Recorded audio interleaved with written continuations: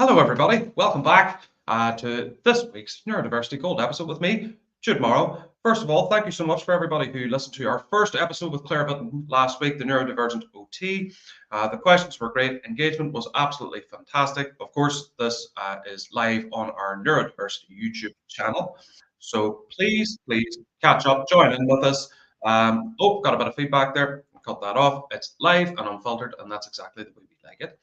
So don't forget to subscribe to the channel, leave your reviews, like, stars, plug. And today I have a wonderful conversation lined up where I have always had the thought, if I had the opportunity to run the country and be completely in charge, what would I do? And my guest today, Pete Wharmby, and I will unpack this as much as we can. Cliche word, unpack. It's such a LinkedIn word, isn't it? But we'll leave that for now. So Pete, welcome to the show. First of all, it would be really useful if you could give our lovely watchers and listeners an introduction to you and what you're doing. Of course, thank you. Thanks, Jude. I'm Pete Wharmby. I'm an autistic author. I've written 2 books on the autistic experience, What I Want to Talk About, which is all about special interests, and Untypical, which you can see on the wall behind me, which is all about kind of autism generally, from my perspective. I am also ADHD, and I do a lot of talks and speeches and stuff like that. And I used to be a teacher, and I don't do that anymore. I mean, I kind of do, but not in class. I teach the world about autism, whereas back in the day I taught English in a single school. So that's my background. I'm a parent to an autistic child as well, and I like Lego, which is why there's a lot surrounding me. So there we go. That's literally all there is to know, really. Let's go on briefly before we put the world to rights and give our absolute definite blueprint of how neurodivergence could be better accepted in society at a governmental level. Can we talk very quickly about the Lego? Because Lego is a very common neurodivergent interest, love and passion. There are even therapeutic approaches that are neurodiversity affirming that do involve Lego. And Lego for me is just those things that Ethan had as a child that I kept standing on and hurting my feet. So for you, tell us about the Lego. Well, I mean, it's always been there in the background of my life, quite literally. I can remember getting my first Lego set back in the 80s. It was a petrol station, ironically, because Lego's always been very environmentally conscious. So a Shell petrol station, and yeah, for the rest of my childhood, it was a huge feature. It was the only real toy that I cared about playing with. Every other toy I found very boring because you couldn't destroy it and put it back together again. I mean, you could destroy it, but you couldn't then reuse it. Whereas Lego, you could do what you like with it. You could build stuff. So for me, all of the toys, apart from video games, just felt pointless and kind of silly and needless. And then in adulthood, I mean, I did what a lot of people do, which is abandoned it in my late teens, because even I wanted to at least attempt to be kind of cool and, like not totally tragically awkward. I mean, I didn't succeed, but I did drop the Lego. And I didn't really pick it back up again until I was about 25, when they started to release sets that were very clearly aimed at people like me, like Ghostbusters stuff and Back to the Future things. And it's like, I couldn't resist that. So I fell back into it, and I haven't looked back since. Yeah, it's just been a central kind of component, nice, of my life, really. Is there a crown jewel in your Lego collection? There is, yes. Well, there's 2, I would say. There's the Titanic, which is here. You can't see it very well because it's kind of slightly hidden because it's so big, it's ridiculous. And then over there is the Ghostbusters hideout, Ghostbusters headquarters. It's got a helicopter on top for some reason. I don't know why. I think my daughter put it there. But that's quite, you can't get that now. If I wanted to sell that, and I never would, then I'd probably get a decent amount of cash for it, because Lego goes up in value very quickly once they stop making the sets. So yeah, they're my key crowns. Because what I did see recently was I had taken my nephew to a toy shop for his birthday, where he gets to select his own toy. and I saw the Lego sets. Now, I've never been a Lego person, but I like looking at the boxes. I think they have good packaging, Yes. which is just such an autistic thing to say, is I don't really like the product, but I like the box it comes in, which I'm like that with quite a number of things, whether those are toys, condiments, even clothes or accessories, where I saw a Lego Hogwarts for 800 quid. Yeah, that would be the big one. Yeah, I never got that. I was really into Harry Potter back in the day, but my interest has subsided a little bit in recent years. But it's a lovely set. I mean, it's a really nice set. But yeah, some of them are, the Eiffel Tower is about £700. The Millennium Falcon from Star Wars is the same. It's ridiculous money, really. Yeah, it really is. Because I was thinking, with my kind of hobby and passion being skydiving, I thought, God, this is just ridiculous money. And like parachutes, altimeters, coaching jumps, memberships, subscriptions, magazines, jumpsuits, boots, goggles, helmets, radios, and all this other stuff. But it's like Lego is not a cost-effective hobby anymore, where some sets can be hundreds and hundreds and hundreds of pounds, which is really interesting. But I have thought a lot recently and done a lot of introspection and reflection, where you and I are very similar. I don't remember a lot of my advocacy journey without kind of knowing Pete Wharmby and what you're doing and what you say in your content and everything else. And for me personally, I've looked back on all my time and I wonder what's really changed. What's really changed? I'd love to ask you this.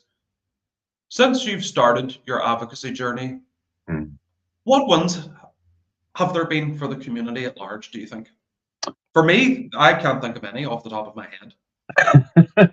I mean, specific wins are hard to pin down, I think, in terms of, I don't know, there being kind of legal changes or, big systemic shifts or anything like that. There are a couple. I mean, you could pinpoint the Oliver McGowan training in the NHS in the UK as being quite a positive shift.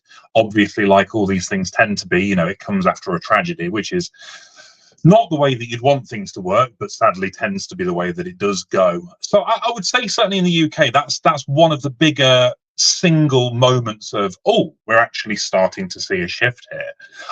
But a lot of it is more anecdotal, more abstract, I think, like a feeling of a shift in the air. And even that, I don't think is necessarily perceived by everybody. Like some people might feel that, for example, they're more accepted at work now. Maybe their bosses have read a few books now, or watched a few videos, or listened to a few podcasts, and are a bit more, on top of what it is to be autistic. But then a lot of other people won't be in that position, and are still just as downtrodden and overlooked and spoken over as they always were. It's hard to say. I try not to think about it too much because it can very quickly put me into a very a very low frame of mind, because you do this for such a long time and you want there to be change, but it's very hard to measure if there's actually been any. It is. It is challenging, and I will admit on the airwaves live that I have been on a very low ebbing point in the advocacy journey. I don't know if it's the 7-year itch. I don't know if it's the grandiose vision I had not really coming to life, my own naivety, probably a mixture of everything wrapped up in it. But I remember when I started really talking to people and being a phone screen mouthpiece all those years ago. And people were saying things to me like, oh, dude, the waiting lists for diagnostics being 3 years, that's a disgrace. But now we're in 2024, and what are the waiting lists now in most local authority areas? Between 5 and 6 years. Yeah. Like, that's one thing that's very disappointing. Yeah. And I have to say, big shout out to Paula McGowan too. Paula McGowan and me have spoken a few times over the years, but it's one thing getting everything passed. And I mean, Paula got, I believe, a CBE. I'm not quite sure. I can't remember. Or was an OBE. She'd got a royal award. Yes. A in BE of some recent. kind. She got a BE of some kind, and very well deserves all the recognition for all her passion and dedication, especially on the the basis of which her mission was built on, the tragic death of her son. But uptake in all training has been low. I mean, we provide training, Oliver McGowan provides training, there's lots of training providers out there, and uptake has been so low. And what I found, particularly over the last 18 months, is that teachers, mental health professionals, and everybody else that Neurodiversity Training International provides training for, or these other organizations and collaborative partners, they're doing it off their own initiative rather than it being mandated for them to do any form of training. So as far as making training mandatory, that has been discussed for teachers for years now. Yeah. And out of interest, in your teaching career, did you get any form of training on this topic area whatsoever? Yeah, I did. I remember it very vividly, actually. The training that we received. It was before I was diagnosed. It was before I really knew anything about autism, other than what I'd kind of picked up from the media, which is barely anything. I mean, you don't absorb any real information about autism from the media at all. Most of it is kind of stereotypes and myths. So I had nothing. But I vividly remember the trainer coming in. I can't remember who it was now. They weren't themselves autistic. I do know that. And the thing that sticks in my mind was how much we were invited to chuckle, laugh along at the autistic child in the hypothetical situations that we discussed. And even then, that left a very sour taste in my mouth. And you can imagine that sour taste is far, far stronger now. But I remember vividly the idea of autistic children can't understand metaphor at all. And I'm sitting there as an English teacher thinking, really? Oh, goodness me, that's quite a significant thing if you genuinely cannot understand metaphor at all. That's going to cause some problems for me as an English teacher, when I'm trying to teach them literature. And then I remember the trainer saying about the phrase to pull one's socks up. Okay. Which, to be fair, I do sometimes use in my own talks, because it is a particularly bizarre metaphor, and I like it for that reason, because it's a really good example of how some metaphors are really weird, and you can't really blame a person for not knowing what you're going on about. But we were invited to laugh at how funny it was that autistic people would bend over and just try and pull their socks up. And it's like, I know now that actually an autistic kid is not going to do that. An autistic kid isn't going to hear that and think, right, I'm going to take that immediately, very literally, and pull my socks up. I mean, a couple might, especially if they're quite young. But the majority will just look at you and go, what? And that is the reality. But we were being invited into this make-believe world of autistic people being kind of comical, like gnome-like figures who had weird, funny kind of traits that everyone could find really amusing. And aren't they cute? And aren't they weird? And aren't they mysterious? And all this kind of nonsense that we were being fed. I learned nothing at all about autistic kids in that training or any similar training. I just carried on quietly getting along very well with the autistic kids for reasons that eventually became clear, because of course I could speak their language, and we were all kind of finding solace in each other, in the classroom, when all the neurotypicals were doing their noisy thing that they do. So yeah, I've got some very, very clear memories of that stuff. I did some training whenever I was a social work student, and we're going back now to 2009, where it was reasonably similar. It was all the disordered thing. They'll take what you're saying literally. They will basically be emotionless robots that will be standoffish from you and that will not engage with you whatsoever.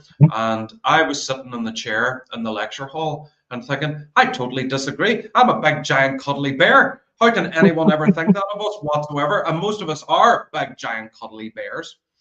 But as far as training for you, let's say, right, we're making training mandatory, right? We're in charge. right? We are in charge. This is now, is it a benevolent dictatorship or a malevolent dictatorship? Which is the good one? Is benevolent good one? Benevolence is the good one. Okay. If that's the way you want to go, you know. So we've decided now we have now a benevolent dictatorship. We have declared that we're now in charge of not just the UK, Ireland, and Europe, but the entire planet. Oh God. So okay, yeah, no, we're in charge, and with plans to expand into different planets and solar systems in years 2 and 3. So okay, the training that we're making mandatory for everybody, we're making it mandatory, right? That's it. You just have to do it. End of story. And if you don't do it, I don't know. We'll talk about penal consequences later, but we'll talk about what will happen if you don't undergo this training. Almost like we could almost stigmatize it. The way there was the draft dodgers, there could be the training dodgers. Yeah. Or people who don't, put their seatbelts on. We can make it that kind of social level of, kind of disapproval.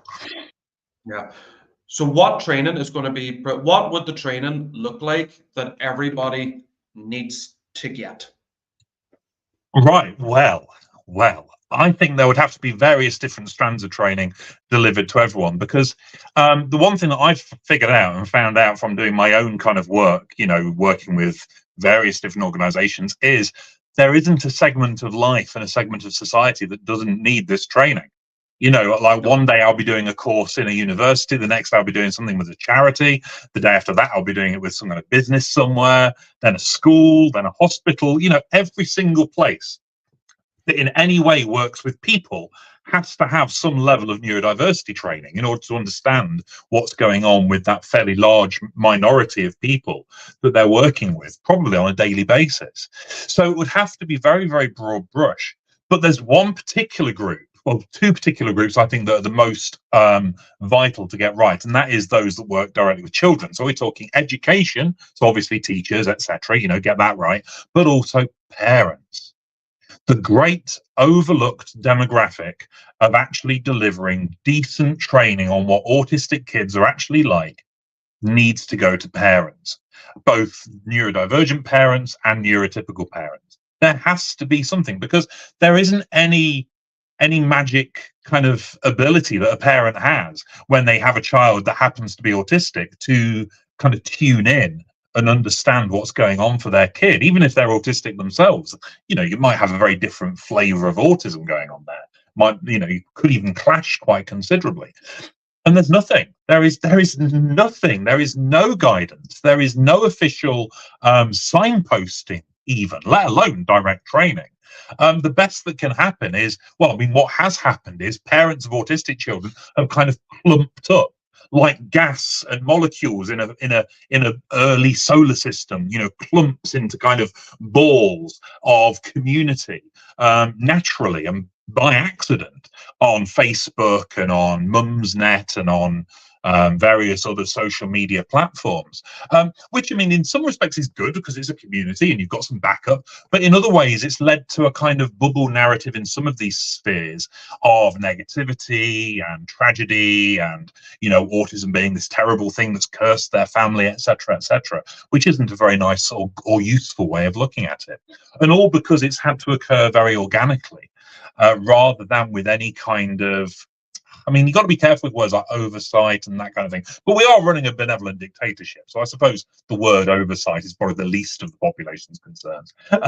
So I think, some kind of oversight, some kind of quality assurance that parents of all ages, of all backgrounds, because it really doesn't matter, who you are, is getting some kind of decent information from autistic people themselves. Autistic kids, autistic teenagers, autistic adults, all working together to develop and deliver the courses, so that these autistic children have a decent shot of being understood and having a reasonable life, rather than what we have now. Could not agree more. And here's an interesting observation from what you've said. See to train every single teacher and every single allied health and social care professional and parent in the country is very, very doable. It's realistic Yeah. and affordable. Yeah. And here's why I'm using the word affordable. The reason why kids like us suffer in school, and the reason why adults like us suffer in work, in life, in its relationships and marriage, and in the wider world, is because the government and the devolved institutions where we are don't care enough about this issue to invest in it. Yeah. Here's the reason why. Let's go back to COVID, and we are not going to descend into a different conversation about COVID, but there was a magic money tree for that, for everything to do with that. It was a crisis. It was a very, very worrying situation for everybody, regardless of what side of the debate you fell on when it came to COVID. The one thing that unites both sides of that particular argument is that there was a magic money tree there that the governments and the devolved institutions could dip into in order to try and either protect or segregate its citizens. So the money was there for that. The money was there for nuclear weapons. The money is there. See that we have no resources, right? Where I always have fought back against the governments at all stages, which I don't know, maybe it increases my risk of being assassinated tenfold. But here is what I've always gotten back. We don't have the resources. We don't have the budget. We don't have the money. And I always say, yes, you do. You just don't want to deploy it to this area. So I suppose what we're doing is we're funding this with taxpayers' money. Yeah, of course. Yeah, absolutely. If we haven't made a tax haven, I mean, again, that could be another episode. I mean, as far as taxes and offshore and stuff like that, but it's doable. There is no reason why under legislation it should be completely compulsory for a neurodiversity affirming program of training for educators and different strands of society should be completed. And if it's not completed, then you'll get a dirty look from Jude Morrow, like this, for anybody on the live stream. Why have you not done this? Because that's the main concern. Teachers and allied healthcare professionals are not trained. Because here's the interesting thing. I didn't do, in my social work degree, which was 15 years ago now nearly, I didn't do any adult care, autism or ADHD training, because at that time, diagnostics of autism and ADHD for adults were not provided. No. They weren't provided. They weren't, it just didn't happen. So that's a good first step. We're making training and development mandatory for all sections of society. And it's really, really sad that we feel that we have to come on the airwaves in front of thousands of people to try and make a case for mandating training about how not to be a dick to certain people. Isn't that sad? It is, and it's frustrating because, like you say, the money is there. Basically, there's always money there if it's really necessary. There always is. You know, I mean, governments can literally print money if they wish, and obviously there are issues with inflation and debt rates and things. But the way that national economies work is not the same as your domestic bank account. You know, it's got a very different set of rules. There is money available should it be deemed necessary. And the frustrating thing for me is the money that would be saved in the medium and long term if we got this right in terms of mental health care, healthcare generally, the costs of education. If we got it right with autistic kids, and autistic kids were able to be themselves and were able to relax more and de-stress more and enjoy their interests more and developed into relatively content autistic adults, the amount of money saved would be absolutely phenomenal. It really would, in every walk of life. We know that autistic people are overrepresented in the criminal justice system, in school expulsions, in hospital rates, in inpatient care for mental health. I mean, the average stay for an autistic person in a mental health facility is 6 years. As opposed to several days for a non-autistic person. I mean, just from, obviously there's a moral issue there, but just from a financial point of view, 6 years of looking after, even though they're not looked after very well, 6 years of having to pay to look after an autistic person in a hospital is a lot of money. Just from that point of view, if we have to go full capitalist, looking for the financial benefits, they're there. They're clear as day, but no one's looking at it. And it doesn't matter what you are aligned in terms of socialism and conservatism. There is No, an it argument shouldn't and make an any equal difference. and valid Mhm. for both sides of it. Yeah. Completely valid, where the government can afford to look after its citizens and are choosing not to. And as far as a business case, like I have presented this business case for years. I worked up until recently one to one with two individuals who had been in institutional care for Mhm. 2 years plus, who had no need to be there. Yeah, No, absolutely absolutely. no need to be there. And they were being housed. We'll call it housed. I mean, one person's housed as another person's detained. Mhm. But that was at a cost to the taxpayer of about £200 a day. A Yeah. day, right? A day for an individual. And this is not working. Where even the fact of having to present a business case, and I have been trying to present a business case, as have you, as have many of us over the years, and it seems that they're aware of the business case and are choosing not to act on it. Okay, so we've made training mandatory for everybody, and we're actually funding this to save costs down the line in mental health and social care and diagnostic care and everything else. Basically, we're just going to look after our citizens. But here's where things are going to get juicy, Pete. Would you regulate social media? I would, Oh, oh my word, I would, oh, part of me would nuke it if I could, honestly. I say that with knowing full well that for a lot of autistic people, it's one of the, one of the key ways that we are sociable and that we maintain contact with people. But my word, it does some damage. it does. It's a very difficult thing to say. I think regulation in terms of the spreading of misinformation, the Yes. prevalence of abuse and bullying and that kind of thing, I think that could be tightened up considerably. I think, when you look at when you look at every platform, they all do things differently. So, for example, on Instagram, you can block really easily, and you can be relatively sure that if you block someone, then they are gone. It's going to be quite difficult for them to come back. Whereas on what is now not Twitter anymore, for example, it's a very different kettle of fish, and you can never be completely sure, and people can create multiple accounts and all sorts of things, and it's a bit of a wild west over there. I think all of that needs to be tightened up because most autistic people are traumatized by social issues in just real life. Well, I don't like that term in terms of because it's all real life, but in their offline life. We are Yeah. we are heavily traumatized by bullying as children, by bullying as adults, by just being kind of laughed at or belittled or minimized or ignored or whatever it might be. That is a regular occurrence for a lot of autistic people. And what we don't want is for the social media, which could be a lifeline, to be just as bad, and even in some cases even worse. So I would up the regulation of things like privacy, misinformation, fake news. Make sure blocking is as rigorous as it can realistically be. Like IP blocking, that kind of thing, in order to make it a safer space, like it could be, in my opinion. Yeah, yeah. I am certainly in the camp of social media should be regulated Mm, because it is a wild west for a number of reasons.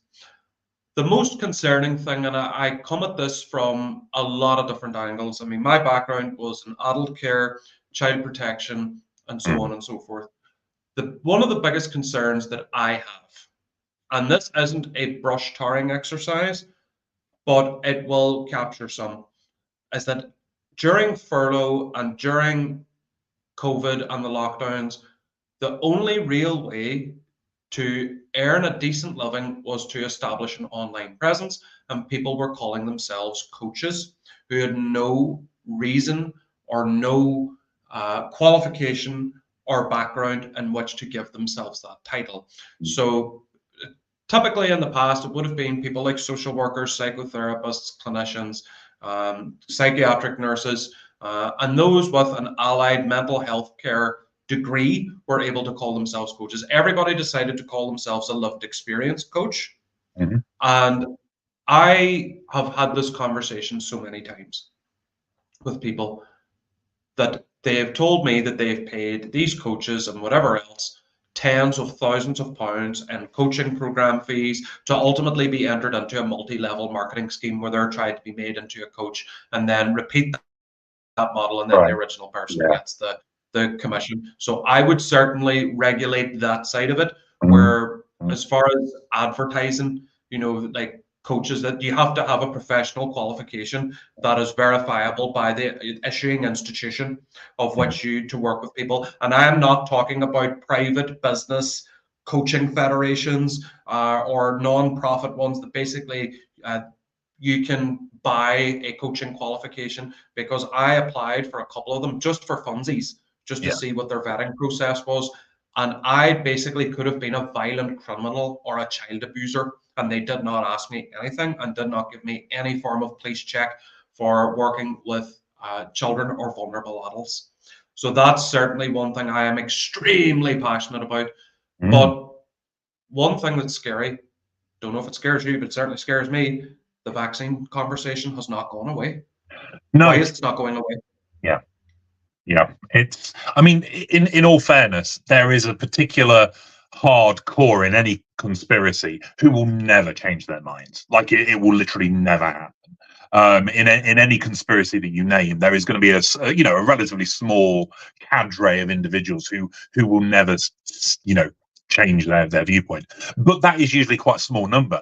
And I would say that the continuing presence of Wakefield's nonsense in the public sphere, even now, like 20 odd years later, it's genuinely bewildering, and incredibly damaging. And of course, it flared up heavily with COVID because the word vaccination suddenly became very even more current and even more important and even more on the front of everyone's mind, and we saw that huge uptick again of it would be so much worse for my child to be autistic than it would for them to be vulnerable to a deadly disease. So I will make them vulnerable to the deadly disease, I think, because autism is so scary for me that I would rate that as worse than COVID or measles or whatever, which makes me furious at a very core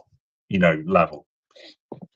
It does. It infuriates me too, and it's so upsetting. Some people have backtracked, and I never thought I would say Yeah, this. some do. I never thought I would say this, but the main propellant for the vaccines causing autism outside of social media influencers, where autism speaks, who either yesterday or the day before, I don't know if you saw it or anybody listening or watching saw it, but they did backtrack and they have issued a full sort of statement: vaccines do not cause autism. We're done with this. Well, better late than never, I suppose. Better late, exactly. And I mean, you have to welcome positive change. Like, I noticed this a lot about social media because it is a very toxic place, is that autism speaks very, I suppose, to give it the correct context, courageously 180 their viewpoint and said, we no longer believe in this. We are now very firmly in the genetics standpoint, and that vaccines do not cause autism. That is a myth, and we are not entertaining this discussion anymore.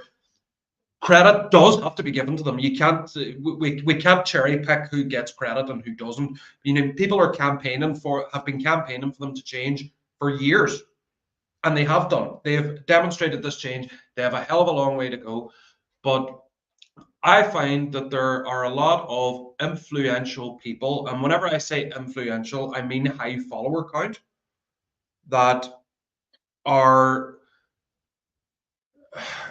seemingly happy to live with the problem, I find. And this is going to be another full episode, which is coming up in the coming weeks, because what I feel very strongly about people putting up reels and stories of them in tears talking about their child or showing their child in distress. Would you Oh ban yeah. that? Because I certainly would. No, I dislike that tremendously. Yeah, I mean, if I was in charge of everything, then yeah, I would make that a form of child abuse, I think, to be quite honest. You know, it's not consensual. It's if you put we all know by this point, we should all be very aware of the fact that, you know, the internet is forever and things will hang around. And if you're going to post your own child in distress, then you can guarantee that will remain in the ether for pretty much forever. And the child hasn't consented to that and can't consent to it, and you're putting it on there anyway. And I think that is, that should be viewed very dimly, I believe, by those in authority, or indeed everybody. You know, if I have my way, I mean, I wouldn't follow an account that shared that kind of thing. I very purposefully keep my daughter out of that kind of thing entirely, and I never share her name. I never show her picture. I never do anything like that. You know, the only reason people know I've got a daughter is because I, you know, put it in the front page of my book, you know, as the, you know, for my daughter kind of thing. So yeah, I think that using your autistic child in distress to even to show people what meltdown looks like is not okay. If you want to do that, get an autistic adult to film themselves, if they're happy to, in meltdown, and post that online. Because that happens. I have meltdowns. You know, I have meltdowns, sadly, with reasonable frequency, because my mental health is, you know, a terrible, barren wasteland of, of horror. So yeah, you know, if a person is comfortable to share that very intimate side of their life, then by all means, and everyone can link to it, you know, if they want to. And if somebody wants to say, oh, you know, you must see this video of somebody in meltdown, it's really informative, fantastic. If it's an adult, not if it's a child. It's not okay to do that. You're posting someone's greatest and deepest moment of distress without their consent for all to see and comment on. And that's one of the worst things. You know, if you do come across one of these things, I would expect that if you read the comments, it would be an absolute nightmare of people like, oh, look at having a blooming tantrum again, you know, oh God, you know, they need I wouldn't, you know, give in to that kind of attitude, you know, which isn't helpful either. So yeah, I'm in total agreement with that. Yes, absolutely. And I will be guilty. I am guilty of guilty as charged of this. But what most people use social media for is for attention and validation. That's certainly what I use it for. Oh, yeah. I mean, it's the very core of my business and what I do and spreading my message and everything else. But I totally agree with you. I think it should be criminal to share images that can be deemed undignified of a child in distress, autistic or not, because this is just so frequent. And I'm trying to select my words very, very carefully, because I am in the middle of building a display of all of the emails and letters and whatever else I've gotten over the years. But there are several accounts that are into the millions of followers that tend to be parent pages, and they're giving advice. And I mean, they're not overly qualified to do so. Yes, they have an autistic child, but that doesn't necessarily qualify anyone to sell or monetize anything in relation to the area and helping others. But if people do genuinely give value, that's good. But often would share crying videos about how things with their child are so troublesome, and then images and videos of their child in distress, and will often do these crying videos and commentaries saying things like, I just can't cope, the waiting lists are too long, something needs to change. And they're all being filmed from behind the wheel of their Range Rovers, who could very easily pay privately to address some of the concerns and distress their children are experiencing privately. But it's almost as if a lot of accounts are using and weaponizing and monetizing their child's distress. And to me, that's just wrong. Yeah, I mean, I know how Facebook works well enough to know that if you've got millions of followers on Facebook and your engagements are in the hundreds of thousands on a daily basis, then you are earning good money from that. You know, I mean, I've got like 10,000 followers on Facebook, and I get like 100 reactions to most posts, and I'm getting like £10 a month or something for that, which is great. You know, that's a couple of coffees. I'm happy with that. But, you know, you can extrapolate that up, and people are earning a ton from Facebook, you know, from Meta Meta's monetization policies. So yeah, absolutely. It's not a world that I tend to hang around in. It's not a world that I look at particularly often. My Facebook and social media world is very carefully, kept towards the neurodivergent community. People who I trust and who I can relate with. But I would imagine that if I was to go looking for this stuff, then I would not have a very happy time at all. No. You wouldn't, and it's particularly TikTok that seems to be whatever's a Yeah. step beyond the Wild West. At least the Wild West had a sheriff that regulated it somewhat, but there's no sheriff on TikTok where I suppose tried to become the self-appointed neurodivergent sheriff of TikTok, Oh, and good in luck. that mission and journey. Oh yeah, I mean I was completely pummeled. Have been lots and lots and lots of times on TikTok. It's a scary place, but I am now of the opinion that social media in all its forms should be completely regulated. I mean, let's not go to China level, but maybe whenever it comes to child protection and whenever it comes to vulnerable adults and sharing information about others, yeah, I could be on board for that.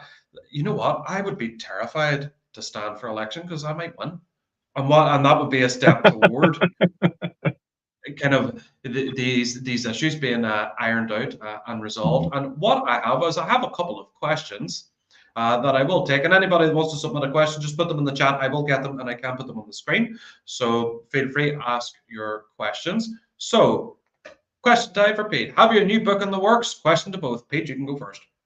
Yeah, I have. It's very, very slow going because this year's been quite intense. Well, this year and last year, but it is happening. It's about education in its entirety. So if you imagine chapter, I want to say 5 of Untypical, but expanded into a whole book. I've got a lot of interviews with a lot of very interesting autistic people reflecting back on their childhood and their time at school.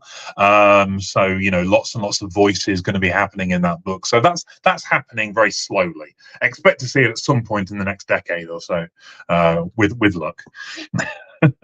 Okay, that's a pretty good one. With me, by the way, I'm just putting up on the screen, that is Untypical by Pete Wharmby, which is available at all major online retailers and bookstores and physical bookstores as well. It is a fabulous book. It is an absolutely must read. So get your hands on Untypical.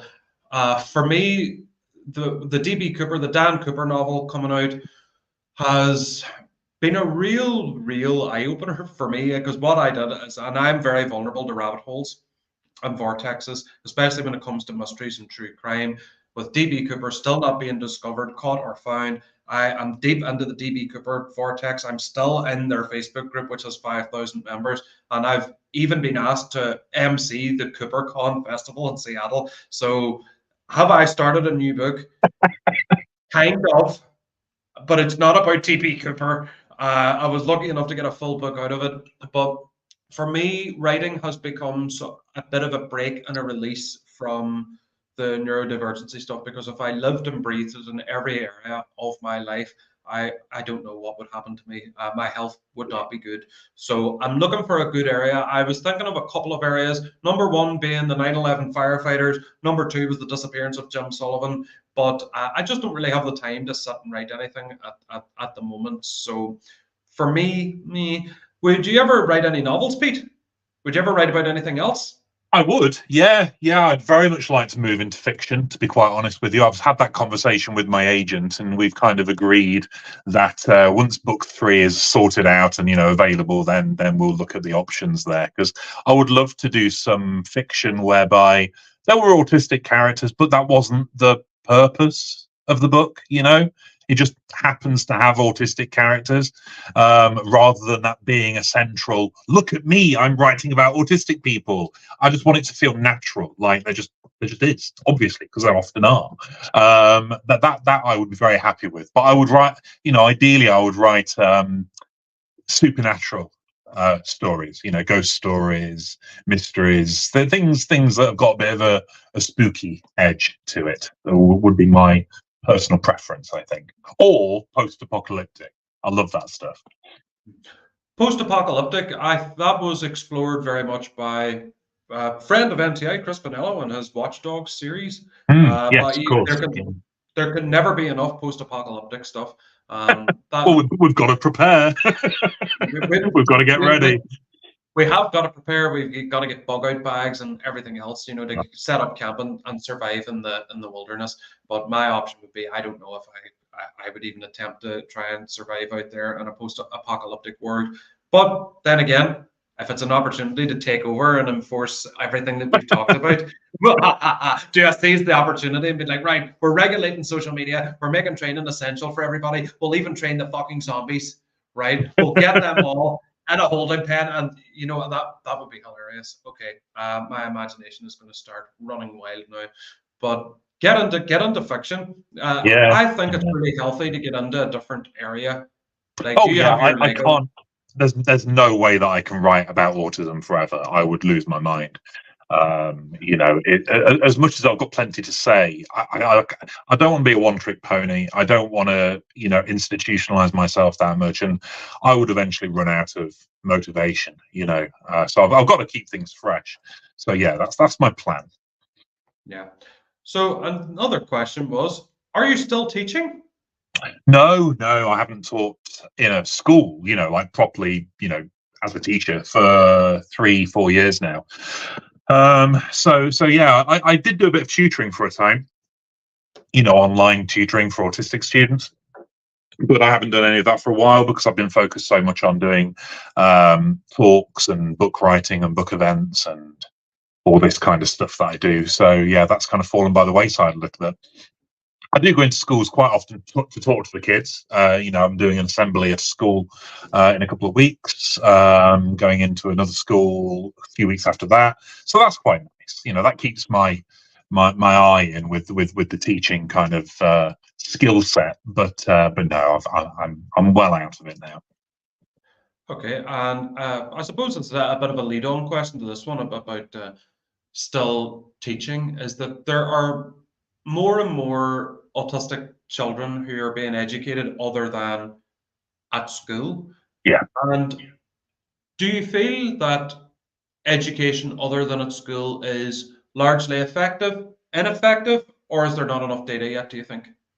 I'm not sure there's enough data, and it depends so heavily on the people that are involved in that homeschooling. I mean, I homeschooled for 3 years, I think, around the pandemic. You know, my daughter didn't go back to school when everyone else did, because of the risk that still existed. So we homeschooled for a time there. I genuinely think that any autistic student who refuses or cannot access school because it is too stressful for them and too scary and too intense is perfectly rational. I think that is a perfectly rational response to the school system, and would therefore, in principle, support any idea of, you know, alternative schooling and homeschooling. But obviously, you want to make sure that the student is able to learn and is you know, getting a decent education from that.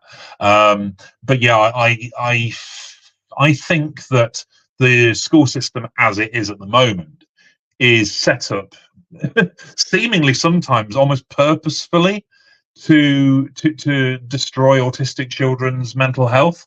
I'm sure it's not on purpose. You know, that would be immeasurably cruel, but that's the outcome, certainly. And there has to be some really significant key changes as soon as we can make them happen, because otherwise, you know, autistic kids just can't. I mean, autistic adults can't either. That's the real problem. Even autistic teachers struggle to stay in the job. You know, like, I mean, obviously, I quit after 15 years. A lot don't make it that long. Because of the nature of the school building, the nature of the education system, the nature of the politics that exist within education, and so on and so forth. It's a very hostile environment for everyone involved if they're neurodivergent. And yeah, for that reason, I think anyone that can't access it, well, fair enough. You know, fair enough. If I could make one change to the schooling system, is I would love it if the teachers could move and not the pupils. So, because navigation and overwhelming corridors and things like that seems to be a big challenge for many students, regardless of neurotype, because you're factoring in other things, whether it's physical disabilities, mobility problems, and so on, where it's a lot of movement. And yes, movement breaks are good, but I mean, the navigation aspect of it is certainly something I would love if it could be experimented upon. I'm kind of waiting for the Netherlands to try and do an experiment with that, because they're an experimental bunch, and they did a lot of cool stuff with dementia care that is now being adopted, and the rest of the world, which is really quite interesting. But I would have said a few years ago, or even maybe even as recently as a year ago, and maybe I was brainwashed from my social work days, because whenever you enter into a profession, you enter a belief system. Yes. And I would have been somebody that 10 years ago, before getting into this, would be, if a parent for whatever reason does not send their child to school, they should be prosecuted, because that's the way you're taught. Yes. That's the way I was taught in my profession, is you will work with parents in order to try and get their child into school. And if they don't go in there, or that work is not successful, then a file is sent to the DPU, the CPU, the PPS, whatever it's called this week, and prosecution will be considered. And I would have been somebody that often said, I'm not hearing a lot of good success stories about educating other than at school, with the exception being if their parent, like Pete Wharmby, is a teacher. Yeah, that does happen. Yes. Because you can't teach your own child. But as time has gone forward, I have got more and more success stories. There are more and more online communities and resources and academies that are supporting autistic and ADHD pupils at home, while still being in the school role. And I think that is a good thing. And I think that, access to the national curriculum online for pupils who need it, will we pass that law too? Yeah. Yeah, absolutely. I mean, yeah, sorry. Like this utopia we're creating is very appealing, isn't it? Well, it would be nice, wouldn't it? But then, to be quite honest with you, I'd be happy just if we're allowed to stim publicly. That would be enough for me. Even though just those basic things we still haven't got. Like or if parents or teachers were at the very least rebuked for not encouraging autistic students or children to engage in their special interests. I read a really interesting that there was a Tony Attwood talk happening in Australia at some point in the near future, all about discouraging autistic children away from their obsessive interests. And it was like, what? You're doing what now? You're actively trying to get autistic kids to not engage with the things that make them happy and calm. Okay, that's an interesting way of looking at the world, isn't it? Yeah, as you can imagine, it was bombarded with autistic people being like, what the hell are you doing? Which was good to see. But yeah, it is good to see. It is good to see. I found when I started, maybe you found this too, that you just feel sometimes you're in an army of one, where you're just shouting into a void, and there's so many people out there that could use their voices and they just aren't. But I am finding more and more people are coming forward. I think it's very encouraging. Yeah. There's a huge number now of every day on Instagram or Facebook or something, I'll come across a page that I've never even heard of that has like 40,000 followers, and I'll be like, oh wow, that's a whole other kind of influencer there sharing some good stuff. And there's so much out there now. There's certainly no excuse, which is the interesting thing for me. There is no excuse now for anyone to not know about neurodivergency generally, autism, ADHD, dyspraxia more specifically, because if for whatever reason you ought to get some information on that stuff, because you work with other human beings in whatever capacity, you can easily find it. You might not get drip fed it passively through TV and film, but you can find plenty of excellent information immediately if you so choose. And I think that is a huge improvement on how things were 5-10 years ago. But obviously it still requires that motivation to actually seek it out. Massive plus, totally agree. You're 100% correct. Where when I started Neurodiversity Training International, like I got a lot of comments being like, "Oh, that's this week's fad young man. That'll never take off." And here we are, and it is growing and it is getting better. And I can't echo that enough. There is no excuse at this point for people to say, "I'm not aware of Yeah. neurodiversity," or "I'm not aware of its principles, its concept, its ideology," that there's no such thing as a disordered child. And for even terms like ASD, we're banning that outright, aren't we? That's Oh gone. It's yeah, illegal to use. immediately. Yes. Hate speech. So the things that go without saying, puzzle piece gone, banned.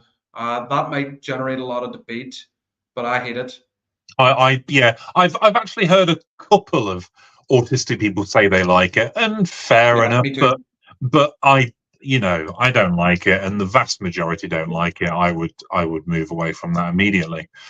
Yeah. So ASD, that's banned. There's no such thing as a disordered child.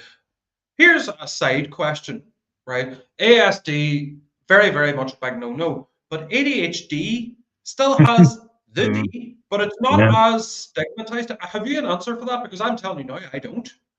It's very interesting to me how the two communities operate. I Yeah. found that the ADHD community is both simultaneously more prone to celebrating its ADHD than the autistic community tends to be, but is also paradoxically far more prone to complaining about the ADHD in a way that's more than even the autistic community complain about their autism, if that makes sense, which I think is actually a very ADHD thing to happen. Yeah. but yeah, the ADHD community is very, very, it fluctuates so heavily. Like the same account will one day be really kind of like, yeah, punch in the air. My ADHD brain is fantastic and I love it. And oh my God. And then the next day it's like, I hate my brain. I can't do anything. Everything's going wrong, and I actually think that that's wonderful because that to me is ADHD, this kind of constantly fluctuating state of coping with the world. So I think that's why the D of ADHD is less controversial than the D of ASD. There is still controversy. I mean, there are still plenty of people who would rather get rid of it, but it's nothing like the quantity of people as you get with autism, which is really, really interesting to me, I must say. Yeah. I would say it's at least 99% of autistic people want to get rid of the ASD. Yeah, probably. Yeah. If not more, it's 99 point something, probably still in the high number. But with ADHD, doesn't really seem to be objected to. But that is very interesting. And here is a great final question, right, from Lucy. I love this question. If ND advocacy became illegal tomorrow, what would you do instead? Well, I mean, it became illegal. I would campaign for its legality. I'm not just going to let that go. And I don't think a lot of people would. I think there would be protests, but I would go back into teaching. I'm lucky. I have that fallback of things that I can do, and I can still do plenty of damage there. In terms of spreading the word and at least being kind to my neurodivergent students and giving them a bit of a refuge in the school, which is what I used to do. My classroom was the place that you could go if you needed somewhere that was just a bit chilled out, and you wanted to sit somewhere where no one would talk to you, because even if I was in the classroom at lunchtime and a student came in, I wouldn't talk to them. I'd just let them get on with whatever they were doing. If they talk to me, I will respond back a little bit. But, it's my lunchtime. I need to decompress. You need to decompress. If you want to sit there drawing or playing with Lego, that's cool. You get on with that. And I will just sit here worrying about the next lesson, and that worked well. So I would just go back to doing that probably. You see, for me, this is going to be a slightly more challenging because I don't know if social services would take me back at this point. I don't know. I don't know if I would want to go back to being a social worker, but do you know what I'd love to do? And I've shared more about this lately, is that I love to cook. I would try my hand in setting up a steakhouse or something that did spicy food. I just love a little steakhouse where I just get to go and make steaks and I don't have to deal with people, where it's just me in the kitchen and I just make people steak and chips with black truffle oil and parmesan. My black truffle and parmesan fries and steaks and maybe some sauce if you're lucky. Something to do with food. I don't know. But it's a great question, because this is the difference between Pete Wharmby and I, is that Pete Wharmby would immediately campaign for its legality, and I'd be making ribeyes. Yeah, fair enough. And that is a really rather sad kind of reflection of where I currently am with this whole thing, and especially if it became illegal overnight. But that does bring us to the very end. I don't know about you, and hopefully for everybody listening, this absolutely flew in. That was a fantastic conversation, Pete. Thank you so much for coming on. No problem at all. Thank you. And don't forget, everybody, to like, subscribe. Please subscribe to our Neurodiversity YouTube channel, which is at Neurodiversity YouTube. Please leave your reviews, 5 stars, get it out all over onto the airwaves. Thank you, as always, for supporting us, listening in, watching in, and I will see you next week for a next edition of the Neurodiversity Gold livestream. So thank you so much again.